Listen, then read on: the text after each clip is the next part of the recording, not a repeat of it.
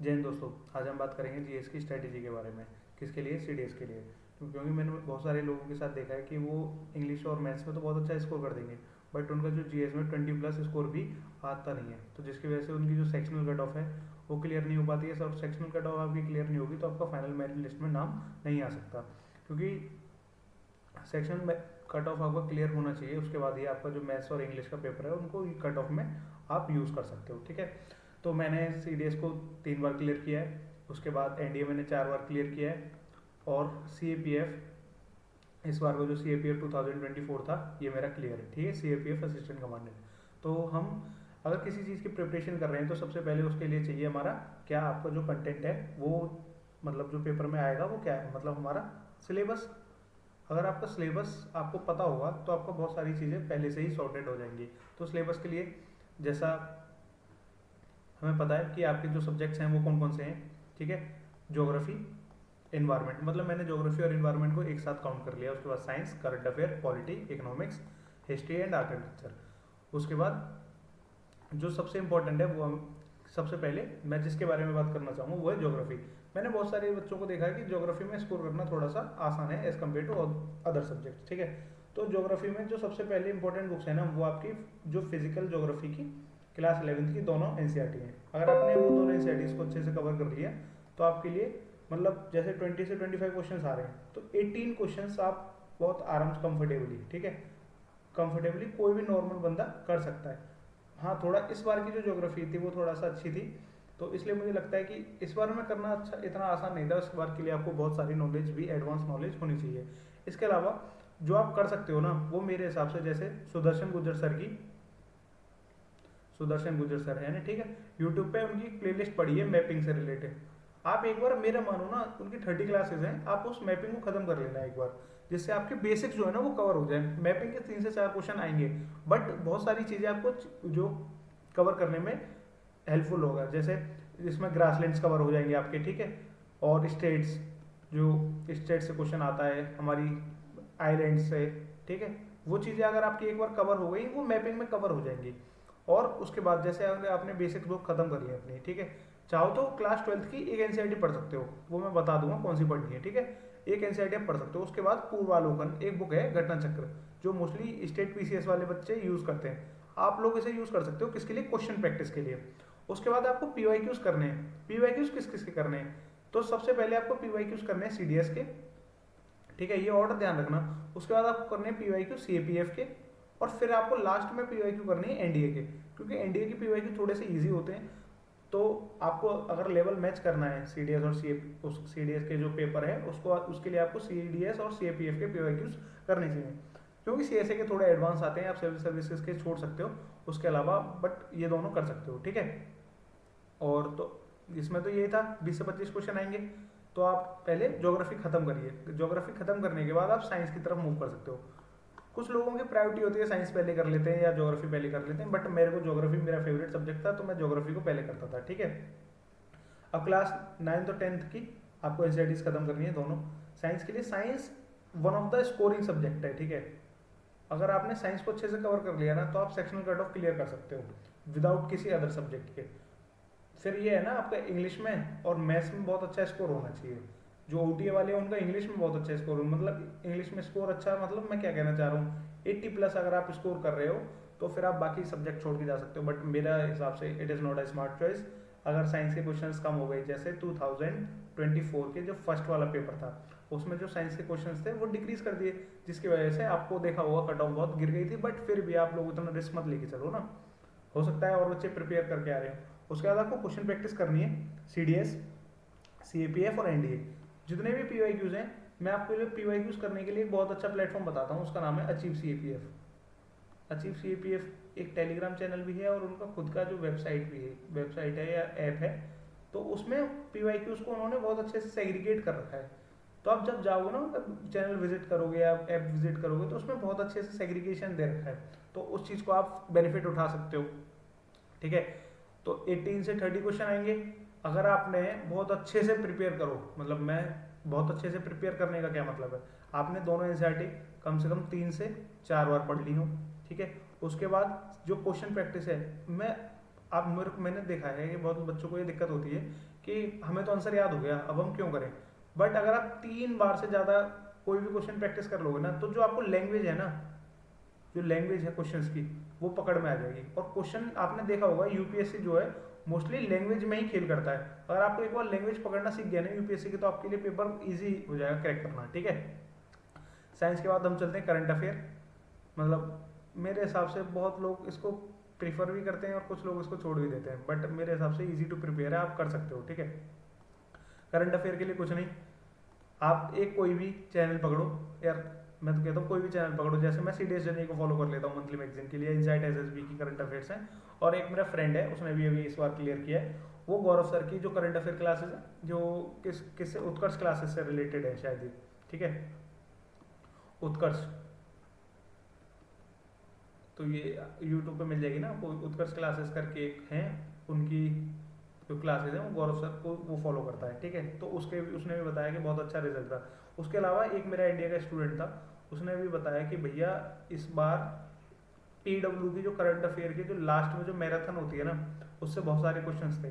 तो मेरे हिसाब से आप उसे भी प्रीफर कर सकते हो लास्ट टाइम पे। बट आप जब मंथली की बात हो रही है तो आप मंथली कर सीडीएस यानी करंट अफेयर को फॉलो कर सकते हो, वो बहुत सही रिसोर्स है, ठीक है। उसके बाद इकोनॉमिक्स। तो मैं इकोनॉमिक्स में आपको सबसे पहले बस यही एडवाइस दूंगा कि इकोनॉमिक्स का अगर आपको लगता है कि अब मेरी ज्योग्राफी तैयार है, ठीक है, मेरी पॉलिटी कवर है, मेरी साइंस कवर है, और क्या कहते हैं मैंने करंट अफेयर को भी अच्छे से कवर कर रखा है, उसके बाद आप इकोनॉमिक्स की तरफ जाओ। इकोनॉमिक्स की तरफ आप क्या कर सकते हो ना, जैसे मोनाल सर की बहुत सारी वीडियोस पड़ी हुई हैं यूट्यूब पे, ठीक है, तो उसका हेल्प लेके आप कहीं से भी मार्केट से आपको मिल जाएंगे उनके नोट्स। इसको उनके नोट्स को बोलते हैं पिलर्स, ठीक है, ये है उनके नोट्स मोनाल सर के, ठीक है। पिलर 1 to 4 खरीद लेना, मतलब इट इज़ अराउंड 500 पेजेस, ठीक है। तो अगर ये 500 पेजेस आपने एक बार पढ़ लिए, मतलब ये 500 पेजेस जस्ट दिखने में 500 है, अगर आप एक बार इन्हें पढ़ना शुरू करोगे ना तो इट इज़ अराउंड 200, और बहुत अच्छे से आप कवर कर लोगे। मैं इसके शॉर्ट नोट्स प्रोवाइड कर दूंगा, मैंने पूरे मोनाल सर के नोट्स के जो शॉर्ट नोट्स हैं मेरे पास, ठीक है। आप टेलीग्राम चैनल ज्वाइन कर लेना, तो वहाँ मैं आपको शॉर्ट नोट्स प्रोवाइड कर दूंगा। उसके अलावा एक डॉक्टर यूपीएससी करके चैनल है, ठीक है, उस पर इकोनॉमिक्स के अराउंड 30 वीडियोज़ हैं, ठीक है, बहुत छोटी छोटी हैं, आप उन्हें प्रीफर करो, है ना, उन्हें एक बार कवर कर लो। या उसके अलावा एक और चैनल है बुकस्वा, बुकस्वा, ठीक है, उसकी इकोनॉमिक्स की क्लासेस देख सकते हो। इसमें इससे क्या होगा ना, आपको बस बेसिक्स पता होना चाहिए। और उसके बाद मैं सबसे पहले आपको ये रिकमेंड करूंगा यूपीएससी सिविल सर्विसेज के जो पीवाईक्यूज हैं, ठीक है, यूपीएससी सिविल सर्विस के जो पीवाईक्यू है ना, वो एज इट इज रिपीट होते हैं सीडीएस में, क्योंकि भाई मैंने कर रखे हैं तो मेरे को पता है, ठीक है, पीवाईक्यूज रिपीट होंगे एज इट इज। अगर आप एक बार उन्हें कवर कर लो ना अच्छे से, और ये जो वीडियोस हैं जैसे डॉक्टर यूपीएससी सर की या मुनाल सर की, अगर आपने नोट्स पढ़ लिए फिर तो आपको कुछ करने की जरूरत ही नहीं है। इसमें नोट्स में क्या है कि सारे जो पीवाईक्यूज हैं वो कंपाइल कर रखे हैं उन्होंने, जैसे टॉपिक पढ़ाया उसमें साथ में पीवाईक्यूज दे रखे हैं। बट बाकी चीज़ों में नहीं है ना, जो जैसे अगर आप डॉक्टर यूपीएससी वाले रिसोर्स फॉलो कर रहे हो तो उसके लिए आप अलग से कोई भी मैराथन वीडियो डालना है, यूपीएससी सीएससी इकोनॉमिक्स पीवाईक्यू, आपको कोई भी वीडियो मिल जाएगी, उसे आप अच्छे से एक बार समझ के सॉल्व कर लो, ठीक है। चलो, और प्रैक्टिस करते रहो क्वेश्चंस। अगर आप जितना क्वेश्चन प्रैक्टिस करोगे ना, खासकर जो यूपीएससी के पेपर्स हैं, जैसे इस बार सीपीएफ में बहुत अच्छे क्वेश्चंस आए थे इकोनॉमिक्स के, पहले नहीं आते थे कभी भी, पहले बहुत कम आते थे, पहले आते थे 7 से 8, अब आए थे 15 क्वेश्चन, ठीक है। अगला सब्जेक्ट है मेरे हिसाब से, क्योंकि मेरा इससे कंफर्टेबल जोन नहीं है, तो मैं तो लोगों को ये रिकमेंड करता हूँ कि अगर आपने पहले सारे सब्जेक्ट कवर कर लिए हैं, मतलब सारे सब्जेक्ट आपकी पूरी ज्योग्राफी खत्म है, ठीक है, आपकी पॉलिटी खत्म है, आपकी साइंस खत्म है, तब आप हिस्ट्री की तरफ जाओ। हिस्ट्री से पहले मैं हमेशा यही रिकमेंड करूँगा कि इकोनॉमिक्स इजी टू प्रिपेयर है, अगर आपने सोर्सेज सही फॉलो करे, ठीक है, अगर आपने सोर्सेज सही फॉलो कर लिए ना, तो आपके लिए इकोनॉमिक्स को प्रिपेयर करना इतना टफ नहीं होगा, और बहुत अच्छे से स्कोर कर सकते हो। बट हिस्ट्री में स्कोर करना ना बहुत टफ है, पता नहीं क्या दुश्मनी है यूपीएससी वालों को कि जो हिस्ट्री को टफ बनाते जा रहे हैं। बट आप उसकी तरफ मत भागो यार, मैं आपको यही एडवाइस करूंगा कि अगर आपने एक बार अच्छे से कर लो, मैं मानता हूँ कि एक बार आपको बेसिकली सब चीज़ें कर लेनी चाहिए, क्यों, क्या पता किससे इजी क्वेश्चन बन जाए, किससे कौन सा वाला टॉपिक किस बार इजी बन जाए। ठीक है, तो मेरा ये मानना ये है कि जो पार्ट 1 2 3 4 है, जो themes of Indian history class 11th और 12th की, ठीक है, एनसीईआरटी की है हमारी, अगर आपने एक बार इन्हें कवर कर लिया, ठीक है, और जिसको थोड़ा सा ज़्यादा इंटरेस्ट आता है, ठीक है, तो वो फॉलो कर सकता है स्पेक्ट्रम बुक, किसके लिए, ये मॉडर्न हिस्ट्री के लिए। ठीक है, और क्वेश्चन इससे 24 से 25 क्वेश्चन नंबर ऑफ क्वेश्चन बहुत ज़्यादा आते हैं, बट मेरा मानना ये है कि अगर आप 100 क्वेश्चन पेपर में करके आ रहे हो यार, तो बहुत इजी है अगर आप 50 प्लस स्कोर कर दो। मेरा टारगेट आपको बताने का यही है, क्योंकि मैं हर बार 50 प्लस स्कोर करता हूँ, तो आप भी 50 प्लस स्कोर कर सकते हो। ठीक है, तो स्पेक्ट्रम बुक पढ़ सकते हो, राजीव वेर सर के द्वारा लिखी हुई है, एक XIS है।